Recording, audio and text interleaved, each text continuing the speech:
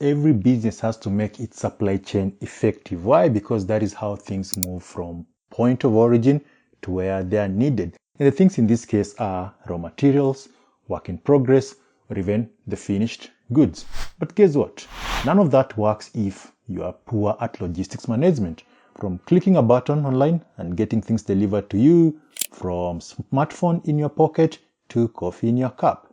Logistics management is the engine behind all that, okay?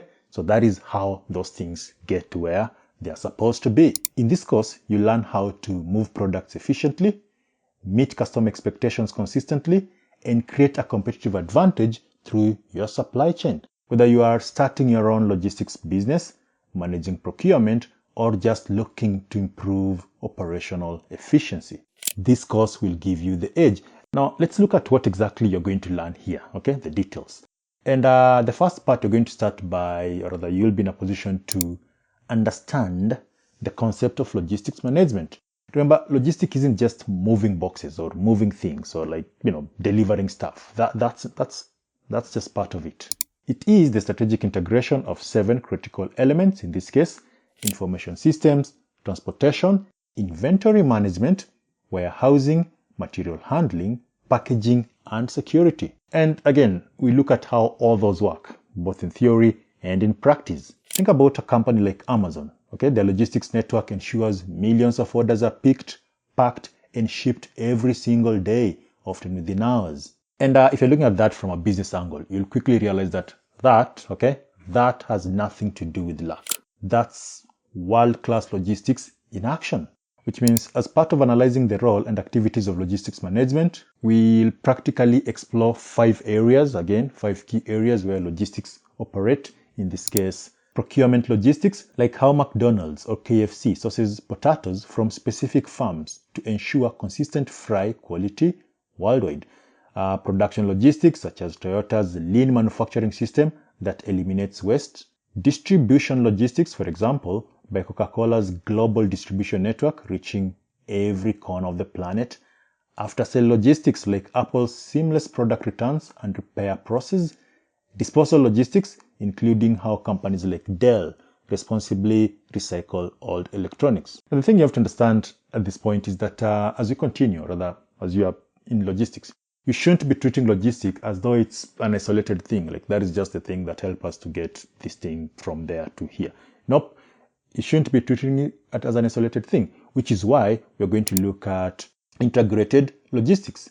And in this case, the integrated logistics, in this case, we look at concepts like total logistics concept, where procurement, production, and distributions are interconnected. Okay, so UPS, the business, mastered these with their total concept. They realized that spending more on faster transportation could actually reduce total cost by cutting inventories and warehousing expenses. So the point here, okay, the point with that is that it's not about minimizing individual cost. It's about optimizing the entire system.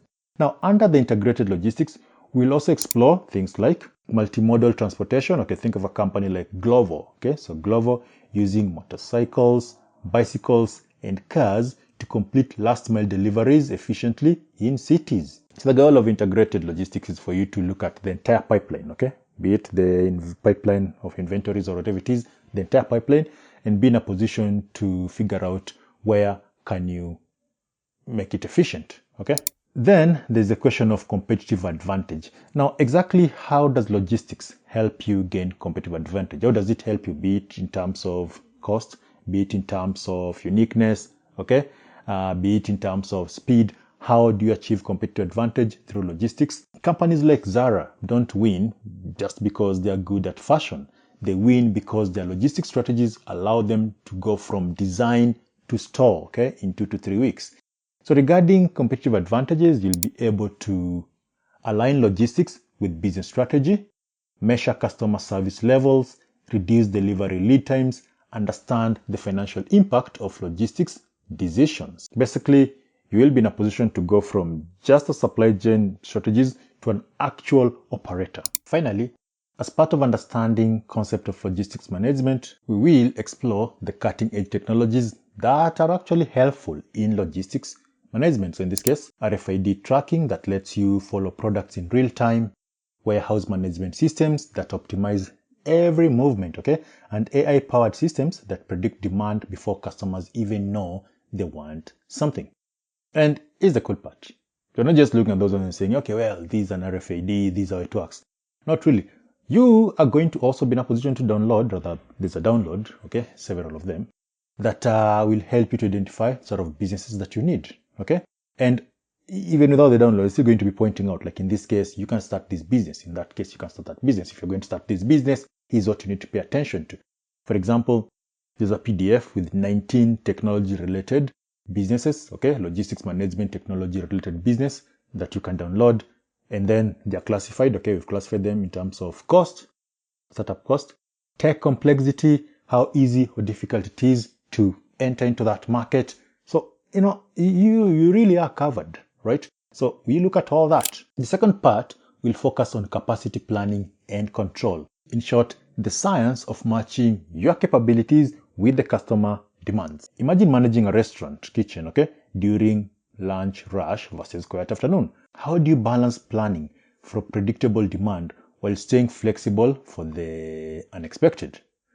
We learn techniques for loading, sequencing, and scheduling that companies like Domino Pizza use to guarantee 30 minutes of free delivery. Again, look, logistics isn't just about movement. We've already pointed that out. It's about balance. That's the thing. It's just balance. Too much stock, you waste space and money. Too little, you disappoint customers. So when you talk about capacity management, you're talking about making the smart decisions in situations where demand doesn't meet supply. And that means you're going to be in a position that will study things like level capacity plans, like how utilities maintain steady power generation, chase demands, okay, chase demand plans like such as seasonal hiring at UPS during holidays, demand management. You see these with Uber pricing. I mean, the thing is when, like, if you look at Uber, like if there's traffic, the price goes up, right? If there isn't traffic, it goes down. Why? Because they're just trying to match the demand with how much profit they can make. It's business. So things like those ones. How do you do those ones? Okay. The other thing you need to know about logistics that things can flow in reverse. Meaning what? Meaning we are used to, like, this is what happens. Upstream operations. So the supplier to the business, to the customer, to whatever. It flows forward. But then it can also flow backward from that particular customer back to your business. So that is reverse logistics. So managing such returns is a critical skill. When Amazon processes millions of returns annually, when Apple refurbishes returned iPhones for resale, they are demonstrating that handling products flowing backward can be just as profitable as forward logistics. And that means that in this case, you're going to learn how to design return policies, how to redistribute returned items, how reverse logistics can create cost saving and customer loyalty.